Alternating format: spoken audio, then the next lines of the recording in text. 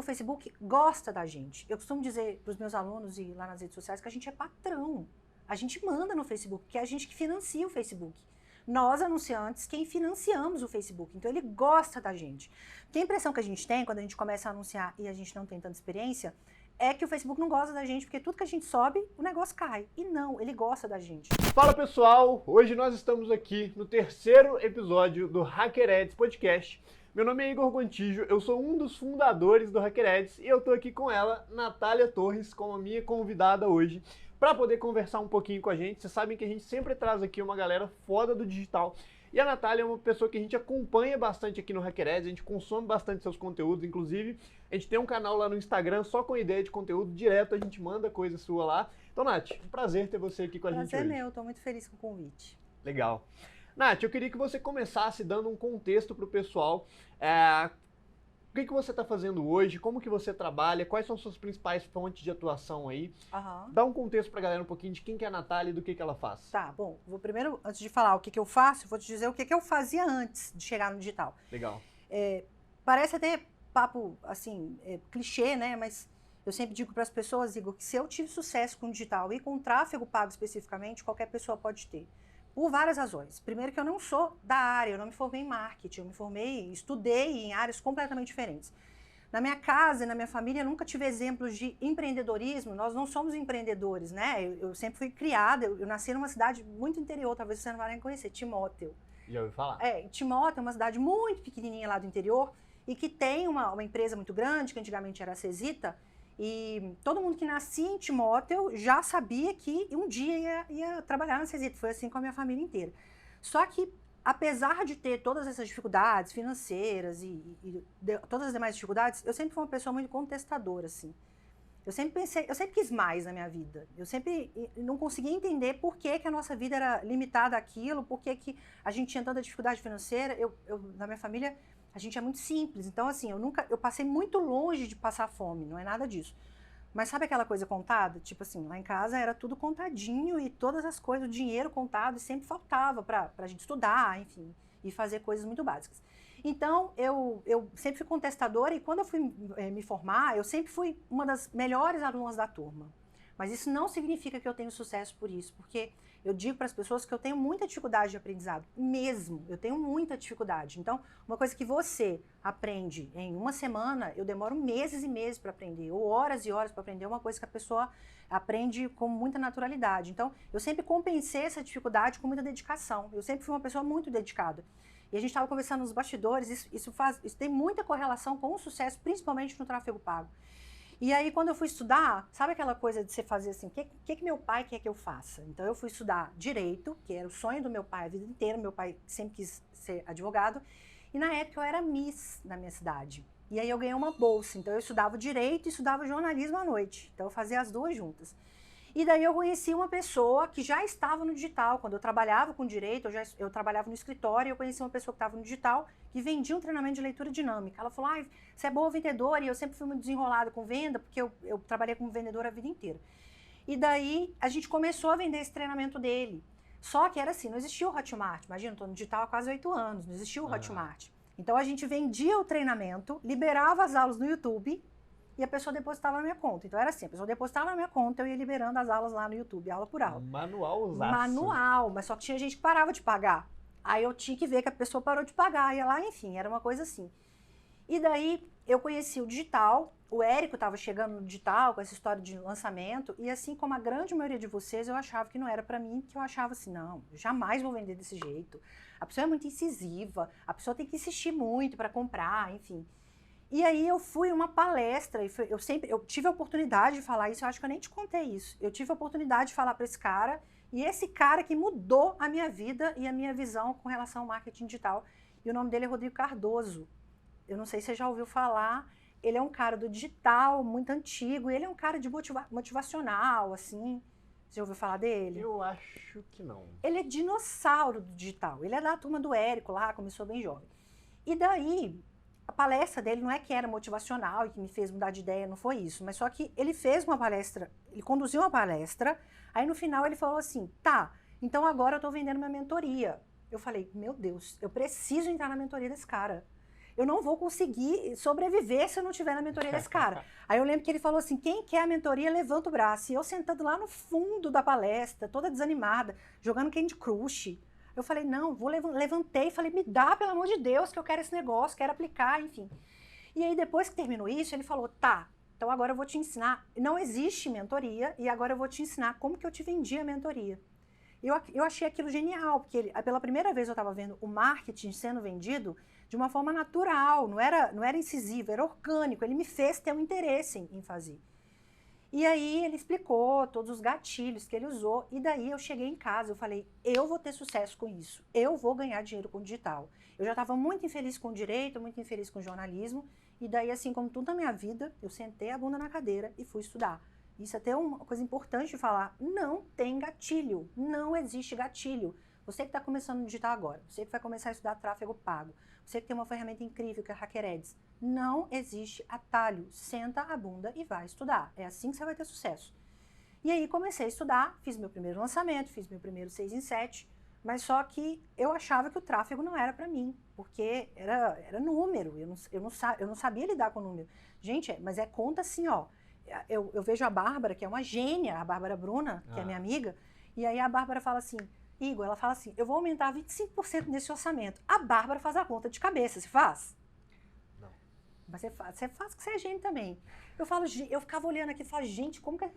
porque eu não sou inteligente, eu não sei fazer uma conta, eu não sei fazer 10 mais 10 se bobear. E aí, mas só que eu tive muitas más experiências com tráfego pago, com gestores de tráfego, porque é um negócio muito complicado, né? Você delargar o lugar onde está indo o seu dinheiro para uma pessoa, né? Você concorda? Sim, total. Então, comecei a estudar tráfego pago, e aí, como eu sou naturalmente uma pessoa contestadora, eu sempre fui contra esses criativos de compre de mim, tá aqui o link, compre, eu faço palestra em 500 países, eu tenho 50 mil alunos, e daí eu comecei a estudar os criativos. Até pela experiência que você teve lá com o Rodrigo, que você contou, né? Que Sim, foi uma venda mais natural, legal. Foi uma venda totalmente orgânica. Igor, eu estava atrás, era uma fórmula de lançamento, eu não me recordo o ano, mas eu estava lá atrás, eu estava super desanimado, falei, gente, o que eu vou fazer nesse lugar? Mas vou, eu ganhei e vou. Aí eu ficava lá atrás, jogando Candy Crush, quando ele começou, não sei porquê, aquilo me despertou interesse. E aí, eu tinha essa palestra há ter pouco tempo, mas aí quando ele falou da mentoria dele, que era aplicação, ele tinha uns papéis, a pessoa tinha que pegar o papel e preencher, como a gente aplica nesses eventos ao vivo. Juntou uma galera e eu no meio, para pegar o papel para preencher, e daí ele explicou que não, que era só uma forma de venda. E aí, desde então, eu comecei a estudar marketing digital, eu fiz tudo no marketing digital, porque antigamente não existia isso, né? Na nossa época, quando a gente começou, a pessoa que faz página, a pessoa que faz design. Então, eu comecei a fazer tudo, e aí eu cheguei no nicho black em razão de começar a trabalhar única e exclusivamente com emagrecimento. Então, eu fiquei muito tempo trabalhando só com emagrecimento. Legal.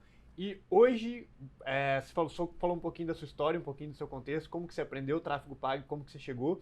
Mas hoje eu sei que você é gestora de tráfego, você também tem seu curso. Conta um pouquinho pra galera o que você está fazendo hoje. Eu estava conversando com o Igor antes de começar aqui. Eu sou, assim, apesar de ter vindo no jornalismo, eu tenho muita dificuldade com câmera, eu sou muito tímida, eu não gosto muito de falar. Então, mas eu sempre gostei de ensinar, então eu adoro ensinar para as pessoas. E daí eu fazia tráfego pago e eu comecei a me destacar muito com o tráfego pago em razão de trabalhar com nicho black, porque quando a gente fala de tráfego pago há 6 anos atrás, as pessoas não gostavam de nicho black, elas tinham medo de anunciar no nicho black, porque realmente é um negócio que você tem que ter mais cuidado, que você tem que estudar mais, enfim. Então eu já fazia isso.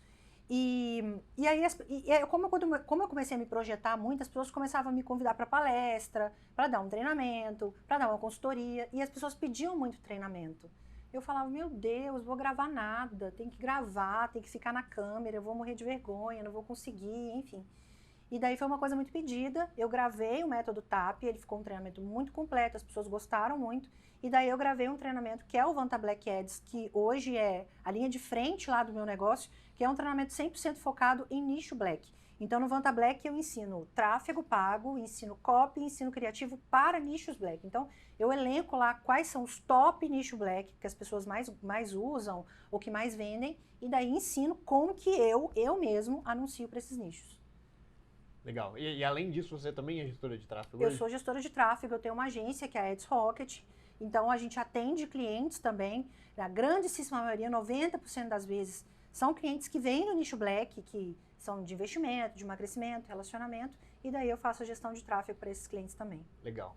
E Nath, um assunto que eu acho bem legal eu entrar com você falou, hoje muita gente tem medo de... você falou inclusive, né? Antigamente muita gente tinha medo de anunciar para nicho black. Uhum. Eu, por exemplo, sou o cara que eu nem penso na possibilidade, na hora que eu penso em tráfego, de pensar em nicho black.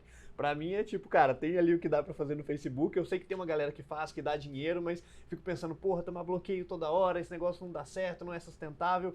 Eu queria que você me desse uma visão sobre isso, já que você vive disso, sabe que é possível você fazer isso de uma forma perpétua, de uma forma sustentável, seguindo as estratégias certas. Então, assim, conversando comigo que tem essa visão, por exemplo, o que você tem pra falar sobre ser possível fazer nicho black e ter um negócio sustentável em cima disso, sabe? Tá. Na verdade, Igor, são duas coisas que as pessoas precisam entender antes de começar a anunciar no nicho black. Legal. Primeiro, que o Facebook gosta da gente. Eu costumo dizer para os meus alunos e lá nas redes sociais que a gente é patrão. A gente manda no Facebook, que é a gente que financia o Facebook. Nós, anunciantes, quem financiamos o Facebook. Então, ele gosta da gente. Porque a impressão que a gente tem quando a gente começa a anunciar e a gente não tem tanta experiência é que o Facebook não gosta da gente, porque tudo que a gente sobe, o negócio cai. E não, ele gosta da gente. Só que ele gosta mais do usuário. Então, a regra de ouro do Facebook, que a gente precisa entender como anunciante, é que o Facebook ele quer proporcionar uma boa experiência para o usuário. Então, o que é natural no nicho black? Que a gente faça coisas mais incisivas, que a gente fale de assuntos mais sensíveis para as pessoas. E isso a gente tem que tomar cuidado, porque, mais uma vez, o Facebook ele sempre vai priorizar a boa experiência do usuário. Então, quando você entende isso, boa parte dos anúncios que você tinha na cabeça, você já tira da cabeça. Então, sempre pense, eu costumo dizer que existe também uma diferença entre gestor de pobre e gestor rico. Porque o gestor pobre é aquele cara que fala assim, não, eu sou gestor de tráfego, então o que é a função do gestor de tráfego? Subir anúncio. Então, o meu cliente vai me dar o criativo, o meu cliente vai me dar a copy. Beleza, eu subo, ele me paga. Só que você não vai entregar o resultado para o seu cliente assim. Porque o seu cliente, se ele te contrata, é porque ele não entende de marketing. Como é que você vai delegar o seu cliente ao seu cliente fazer a copy do criativo? Ou fazer um anúncio sendo que ele não entende de tráfego. Então, primeira coisa é isso, é você entender que o gestor de tráfego rico, ele se envolve nos processos de venda, ele se envolve no negócio do cliente. É só assim que você vai entregar resultado. Então, se o seu cliente, você manda, se você faz uma campanha de WhatsApp, que manda mensagem lá para o WhatsApp e não está convertendo, você precisa entender porque não está convertendo. Você precisa entender do processo de venda. Você precisa entender de venda no WhatsApp, para que você entregue resultado. Eu esqueci o que eu estava falando. A gente estava conversando, eu falei disso, né, do meu pensamento sobre nicho black, e você estava me contando sobre disso. Você falando que o Facebook gosta do anunciante do nicho black, que é possível fazer um negócio mesmo tendo os anúncios que tem bloqueio e tal. Então, quando você entende a dor do usuário, quando você entende a dor do avatar, você consegue representar a dor sem que você seja decisivo demais. Então, eu vou te dar um exemplo. Ó. Como que as pessoas geralmente anunciam emagrecimento? Uma menina gordinha em cima da balança, com uma fita, né? E chorando. Uhum. Só que isso... Clássico. É clássico. Só que isso, a pessoa que está acima do peso, ela vê aquilo, ela pode se sentir mal e desconfortável. Então, eu vou falar da dor de uma forma mais amena e mais implícita. Então, qual que é a dor pontual, top do emagrecimento? Compulsão alimentar. Todo mundo fala disso. Ah, eu não emagreço porque eu tenho compulsão alimentar. Então, se eu faço um anúncio com uma menina comendo escondida no banheiro, eu falo da dor, mas eu não falo de uma dor explícita para o algoritmo, para o Facebook. Então, eu conheço de fato a dor do avatar. E segunda coisa que você precisa entender para você anunciar nicho black e ter resultado e não ter conta bloqueada o tempo inteiro, é que anúncio, ele não vende. O anúncio bom, ele não vende. Ele não é fim. O que vende é a minha página de vendas. Então, imagine que você está lá no Centrão de Belo Horizonte. A gente está falando do Carnaval do Centrão. Imagine que você está no Centrão de Belo Horizonte, sei lá, num sábado de manhã. Quando você sai no Centrão de Belo Horizonte, 1000 pessoas te chamam ao mesmo tempo. Chip da TIM, chip da Oi, compro cabelo, vendo foto ouro, 3x4. foto 3x4, enfim. Então, imagine que eu queira vender para uma pessoa naquele ambiente. Então, eu vou chegar para você e vou dizer, Igor, o meu ouro, ele é banhado de não sei o quê, ele tem os materiais mais puros, você não vai dar a menor atenção, porque é muito estímulo, são muitas pessoas te chamando ao mesmo tempo. Imagina o Instagram, é exatamente igual. Então a gente disputa atenção o tempo inteiro com as pessoas, vários anunciantes chamando aquela pessoa o tempo inteiro. Então no meu anúncio eu não quero vender para a pessoa, eu não quero falar da dor dela. Eu quero chamar ela para jantar, eu quero tirar ela daquele ambiente.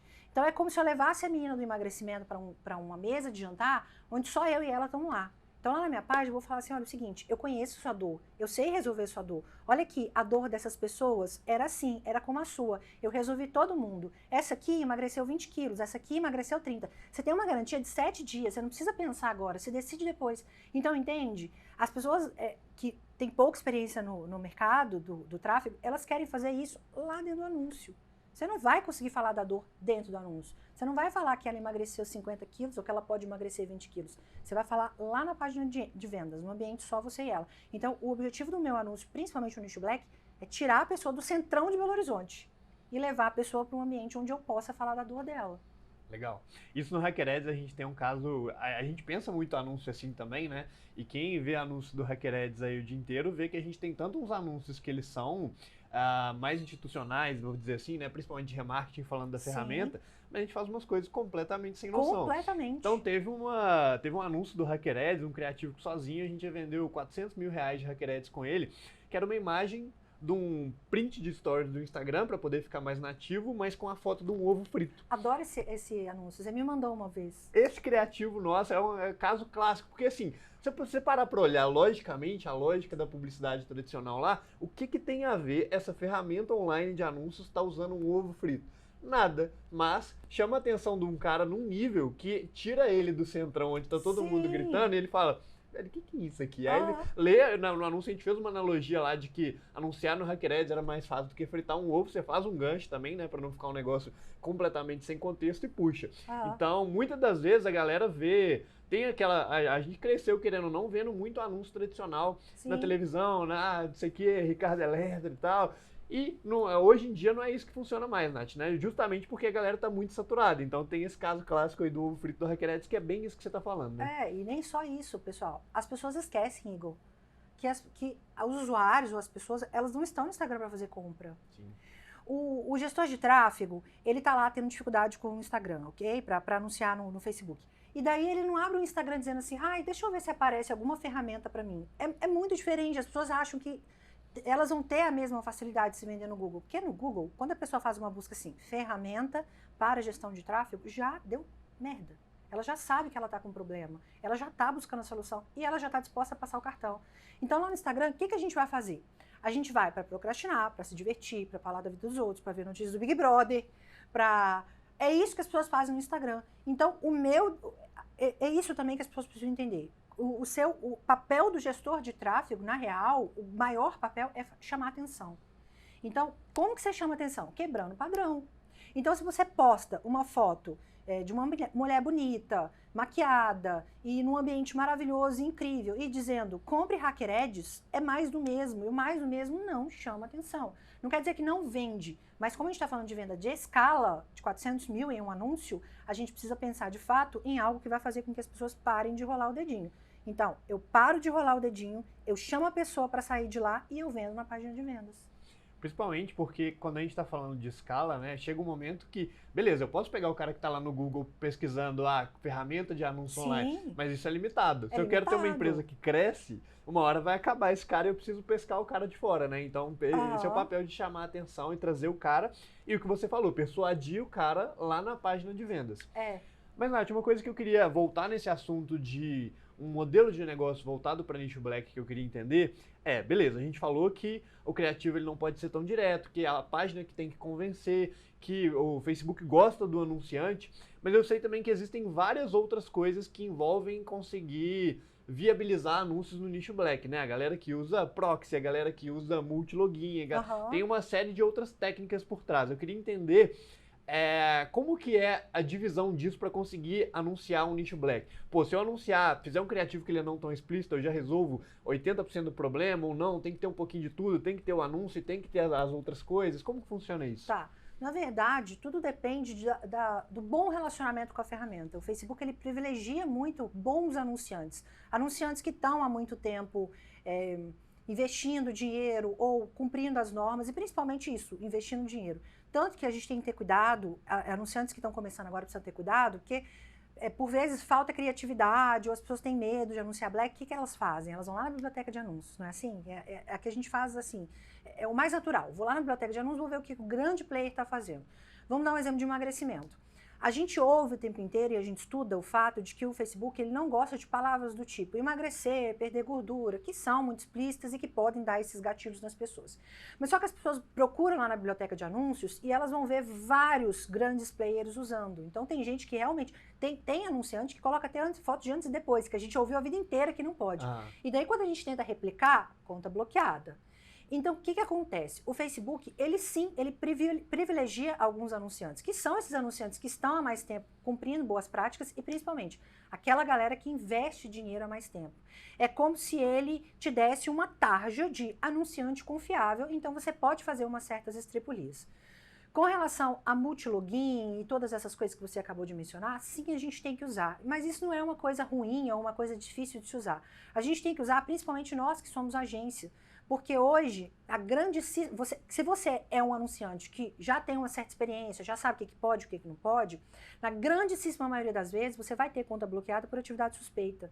Isso acontece de fato, já aconteceu comigo, com o meu perfil, ter invasão de hacker. Acontece de fato. Imagina, eu trabalho com isso, eu sou super cuidadosa. Então, toda atividade que ele considera minimamente suspeita, ele vai bloquear. Então, imagine que eu sou uma anunciante de nicho black, ok? E que eu trabalhe com uma lavanderia, que é um nicho que não é black. Ele também pune o anunciante. Então, há algumas sanções com relação ao anunciante. Então, eu, anunciante, estou anunciando um nicho black e descumpri uma norma e fiz uma coisa muito errada lá no Facebook, aí sai caindo todas as contas dos meus clientes. Então, a gente usa multilogin para evitar isso. O multilogin, falando muito leigamente, muito fácil, ele simula várias máquinas ao mesmo tempo. Então, um anunciante X anuncia para lavanderia, o anunciante Y anuncia para o nicho black, mas só que eu sou ambos. Então, tem que sim tomar esse cuidado de se usar isso, de se usar esse tipo de ferramenta, mas não é esse tipo de ferramenta que vai evitar que você leve bloqueio. Eu sempre digo, Igor, quem trabalha com nicho black, fica com o coração tranquilo, relaxa, porque você vai ter conta bloqueada. É natural, é normal. Ainda que você cumpra todas as regras, ainda que você se esforce, ainda que você estude, você vai ter conta bloqueada. O que você precisa é guardar os ativos do seu cliente para que ele não se perca, né? Mas bloqueio sempre vai ter, absolutamente sempre vai ter. Legal, encarar isso como uma coisa natural, é né? Natural, igual você vai nicho. ter criativo que vai saturar, público que funcionava que vai parar de funcionar, você vai ter conta bloqueada.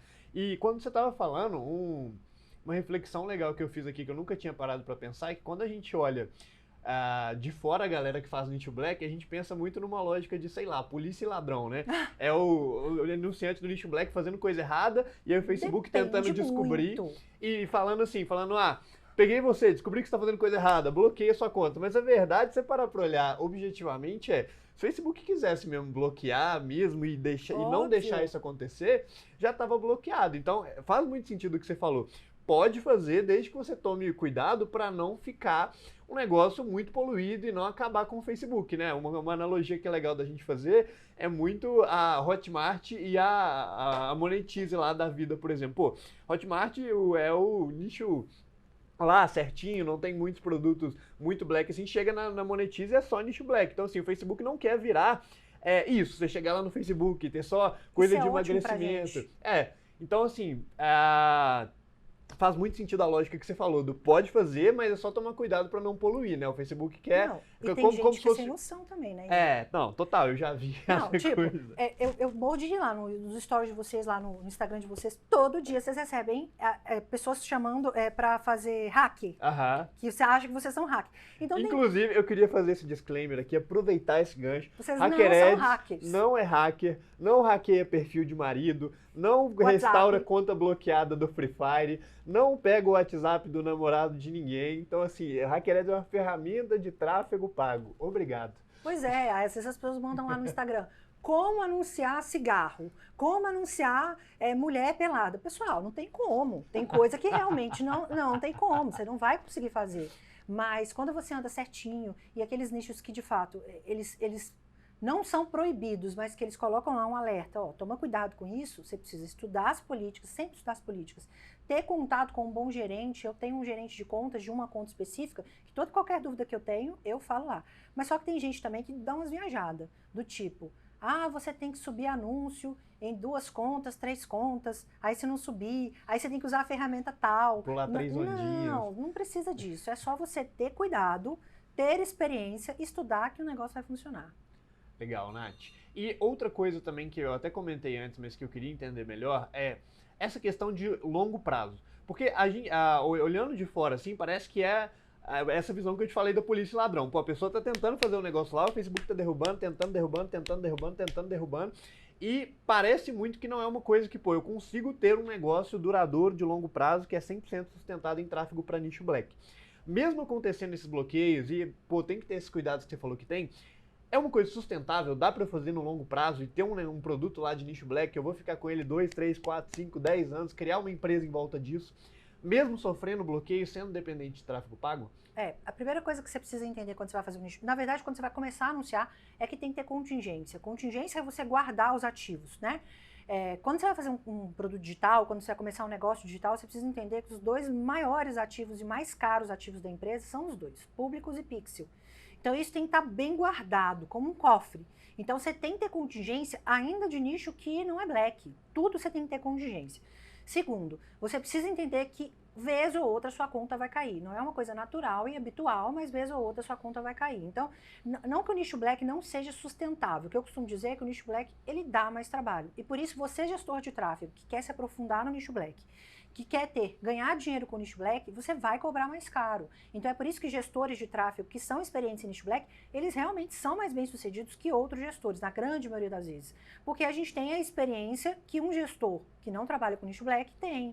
Então eu sei que a minha conta vai cair, mas eu sei que eu vou ter o trabalho de distribuir os meus anúncios em várias contas diferentes para que quando isso acontecer, eu não tenha o problema. Então é sustentável, mas não significa que eu nunca vou ter um bloqueio. Pode ser que tenha sim um bloqueio. Mas quanto mais experiente você fica, mais você entende o algoritmo e mais você entende como você pode anunciar sem que você tenha esses problemas tão recorrentes. Vai acontecer, mas não tão recorrente.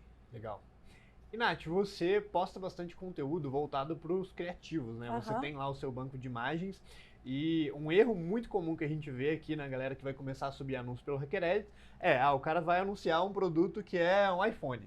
Aí ele vai pegar lá a foto do Google do iPhone com fundo branco, vai colocar para anunciar. E a gente escuta muito isso também, né? Falando que não pode usar a imagem de banco de imagem porque não é chamativo, é um negócio muito clichê. Mas você traz um outro lado para isso, né? Você usa muita imagem que é de banco de imagens, mas imagens que elas são mais controversas, que elas são mais chamativas. Então eu queria saber se você consegue passar uma visão para quem está assistindo o podcast de qual que é o olhar que você tem na hora que você vai procurar essas imagens, sabe? Como que você faz para poder filtrar? Pô, eu tô lá em frente de um banco de imagens para entender o que é chamativo, o que não é, o que vai quebrar as expectativas das pessoas. Você consegue passar um pouquinho como que você pensa isso? Eu faço 2 coisas, são 2 passos. O primeiro passo é o seguinte, eu busco, vamos dar o exemplo de emagrecimento também, que é o nicho black, que as pessoas têm dificuldade. Quando eu vou anunciar emagrecimento, por exemplo, eu coloco lá, se eu estou num banco de imagens, eu coloco lá o termo mais genérico possível, emagrecimento. E a minha função nessa primeira fase é identificar o que é padrão. Então eu abro lá a minha tela e vejo todas as imagens que vierem desse termo. Então, o que é padrão no emagrecimento? É aquilo que a gente conversou, a menina com a calça larguinha e mostrando a calça larguinha. Então, eu já anoto como um padrão. Esse é o tipo de coisa que eu não vou usar. Nesse primeiro momento, eu vejo se nessa primeira olhada que eu dou, algo me chama atenção. Então, vamos supor que uma banana me chamou atenção. Uma banana magrinha com uma barriguinha me chamou atenção. Então, eu volto no meu banco de imagem e procuro emagrecimento, banana. Então, eu vou achar mais coisas a respeito disso. Mas eu acho assim que a grande sacada disso realmente, de se usar banco de imagens, é identificar padrão. Impotência sexual, eu tenho muitos produtos de impotência sexual. O padrão de impotência sexual é a mulher deitada na cama com a cara triste e o cara triste. Então eu sei que esse é o tipo de anúncio que eu não vou usar. Eu fujo de tudo que é padrão. Tudo que é padrão é inimigo quando você vai fazer anúncio nas redes sociais. É diferente de Google. O Google não. O Google até gosta de padrões. Os anunciantes gostam de padrões. Mas no Facebook, a minha intenção, como eu disse, é fazer a pessoa parar de girar o dedinho. E eu só consigo isso se a imagem me chamou a atenção. Se eu converso com a dor. Nicho black é muito legal, Igor, você usar anúncios de empatia. Então é uma coisa, eu estava conversando com o Igor antes da gente começar, que eu sou gestora de tráfego de uma franquia de emagrecimento. Então, a menina do emagrecimento, a mulher que vem do emagrecimento, ela já é muito julgada. Então, anunciantes, eles tendem a fazer anúncios com julgamento. Do tipo, a menina triste na frente do espelho, eu não quero fazer isso, eu quero chamar a atenção, eu quero fugir do padrão. Então, tudo que foge do padrão é meu amigo na hora de escolher a imagem. E já vou te adiantar, não é uma coisa fácil de se fazer. Então, 80% do meu tempo na hora de fazer o meu anúncio é dedicado a criativo e público, que é o que manda no anúncio. Então, nesses 80% eu vou buscando aquelas imagens que não são tão óbvias, mas que estão lá escondidas no banco. Legal. E até aproveitando que você já mencionou isso, outro ponto que eu queria tratar com você é justamente essa questão da segmentação, né? Você posta bastante exemplos interessantes, exemplos que funcionam de segmentação, até usando os próprios interesses do Facebook lá, né? Mas um erro que a galera comete muito, e de novo, a gente vê demais isso aqui nos usuários do HackerEds, vou citar um exemplo clássico que eu gosto muito de usar. O cara tinha um laboratório, e aí ele estava querendo fazer um anúncio para divulgar que o laboratório dele tinha exame de dengue, para poder saber se a pessoa estava com dengue. E aí ele vai lá no Facebook, vai lá nos interesses do Facebook, coloca lá, dengue, e bota o anúncio para rodar. Então eu queria que você contasse um pouco pro pessoal como que você pensa essas segmentações para que elas funcionem de fato, e por que você pegar lá e colocar o interesse dengue não funciona. Tá. Eu botei na minha cabeça que eu queria ser rica. Eu botei na minha cabeça que eu não queria passar dificuldade financeira. Então, eu descobri daí que eu preciso, mais uma vez, me envolver no negócio do meu cliente para que ele tenha resultado. Eu preciso que o meu cliente tenha resultado. Tanto que lá na Ads Rocket, é muito comum em agências de tráfego, que as agências, quando trazem o cliente, que façam um contrato de permanência, né? Então, o cliente tem que ficar necessariamente um tempo lá de carência, porque realmente até faz sentido isso para mim, porque a gente não é só nosso trabalho, a gente depende de uma plataforma, né? Depende de uma inteligência artificial para que o cliente comece a ter resultado. Eu não tenho isso na Ads Rocket, porque eu quero firmar com o meu cliente que eu vou me comprometer com o resultado dele, porque eu sei que é assim que ele fica, e é assim que eu ganho mais dinheiro. Então, é estudar o negócio do seu cliente. Esses dias chegou um cliente lá para mim que ele vende barbeador, ele faz drop e ele vende barbeador. Então, é muito óbvio, né? Eu colocar lá o interesse barbeador, porque de fato eu vou trazer pessoas. Só que eu quero me envolver mais. Quem mais usa barbeador? Barbeadores são usados por militares. Mas se eu escrever só militar, vai vir um grupo muito pequeno. Então, qual é a roupa que um militar usa quando ele está em atividade? Qual é a roupa que um policial civil usa quando ele vai fazer uma operação? É a roupa X. Então, eu vou procurar pela marca X. Então, é de fato ter paciência e perder tempo com o negócio. É muito comum que gestores de tráfego que estão iniciando agora, Igor, que eles não tenham esse comprometimento com o cliente, então o que eles fazem? Eles pegam vários e vários clientes pagando pouco. Então você não tem tempo para se dedicar ao negócio do cliente. Só que eu vi que o caminho não é esse. O caminho realmente é você entregar resultado. Você só vai ter sucesso com o tráfego pago se você entregar resultado para o seu cliente. Então, eu cobro caro, eu trago menos clientes, mas eu me envolvo com o processo de vendas do meu cliente. Eu entendo intimamente quem que é o avatar. E é por isso que eu acho esses interesses que ninguém acha. Porque as pessoas não estão comprometidas com isso. Não é que elas querem, elas precisam fazer um negócio rápido porque tem outro cliente lá batendo na porta. E eu vi que não é esse o caminho para você ter sucesso financeiro com tráfego pago. É você pegar menos clientes, pagando mais e que você realmente entrega resultado. Legal demais. Uma coisa que eu falo sempre nessa questão da segmentação de interesses é também entender como que o negócio funciona, né? Sim. Então, na hora que o cara vai querer achar lá, por exemplo, o público AAA, o cara vende imóvel de alto padrão. O cara chega lá nos interesses do Facebook, o cara vai colocar um exemplo Ferrari, por exemplo, que ele fala, pessoas ricas compram Ferrari. Mas um cara não para pensar como que o Facebook cataloga esses interesses, por exemplo, né? Pô, todo mundo quer comprar uma Ferrari, só que nem todo mundo que quer comprar uma Ferrari tem dinheiro para comprar uma Ferrari. Então, provavelmente, na hora que o cara entra no interesse Ferrari lá, vai ter um monte de gente que, curte todos os posts da Ferrari, na hora que aparece um Reels com uma Ferrari, ele vai lá e curte, mas ele não é o cara que está direcionado para comprar uma Ferrari. Então a gente sempre fala, você tem que tentar achar interesses que são de pessoas ricas, mas que só pessoas ricas têm interesse naquilo. Essa é a grande sacada do público, é que só aquela pessoa faz. Então vamos lá, vamos pensar em pessoa rica. Pessoas que gostam de café, pessoas que se interessam por café, tomam café. Rico, gosta de café caro. Aí você vai procurar no Google, quais são os cafés mais caros do mundo? Eu sou uma consumidora de café, mas eu não me interesso por café. Eu não me interesso por vinhos caros, eu não tomo vinho caro. Mas quem é muito rico gosta de vinho caro. Quais são os vinhos mais caros do mundo ou do Brasil? Você vai achar todos os interesses. Eu gosto muito de usar localização também. Então, quem foi para Ibiza, quem foi para lugares mais caros e falam a língua portuguesa, são pessoas que têm um poder aquisitivo mais alto. Pessoas que frequentam restaurantes mais caros. Quais são os chefes dos restaurantes mais caros do Brasil? Ninguém sabe disso. Ninguém que não tem um poder aquisitivo alto sabe disso. Então, eu vou colocar lá todos os interesses de tem os chefes dos restaurantes mais caros do mundo, que são interesses que as pessoas geralmente usam. Mas só que, sempre que eu vou dizer isso, eu falo que a gente tem que tomar cuidado com o interesse Neymar. Porque tem alguns interesses, por exemplo, o Neymar. Se eu for anunciar para pessoas que têm interesse em futebol, eu não uso o Neymar. Porque o Neymar, ele já virou, ele já está além. Ele já está além, então ele já é uma celebridade. Então pode ser que eu me envolva com o conteúdo do Neymar, mas eu não sei nem o que é pênalti. Então, eu preciso tomar cuidado com esses interesses. Por exemplo, a gente está falando de chefes. Alex Atala não é um nome que eu vou colocar de pessoas que eu quero achar interesse de poder aquisitivo mais alto. Então, é perder tempo, Igor. Eu vou lá, qual que é o shopping mais caro do Brasil? Cidade Jardim. Aí eu vou lá no site do Cidade Jardim e vejo todas as lojas que tem no Cidade Jardim. Aí eu excluo aquelas lojas que são mais populares, digamos assim, Gucci, Chanel, que são interesses que são comuns, não são pessoas que têm um poder aquisitivo mais alto. E aí eu acho esses interesses. Site da Farfetch. Farfetch é uma loja, é um e-commerce que vende roupas mais caras. Então, se eu quero achar pessoas que se interessam por atividade física, que tem um poder aquisitivo mais alto, eu vou lá na Farfetch e olho roupas de ginástica da Farfetch. Tem calças de ginástica que custam 2, 3 mil reais. Então, não é uma pessoa de classe média que vai comprar. É realmente quem tem um poder aquisitivo mais alto. Acho esses interesses e coloco no Facebook. Percebe que gasta tempo? Então, não é uma coisa que eu faço rápido, mas é uma coisa que eu faço mediante pesquisa e entendendo o avatar do meu cliente. Legal.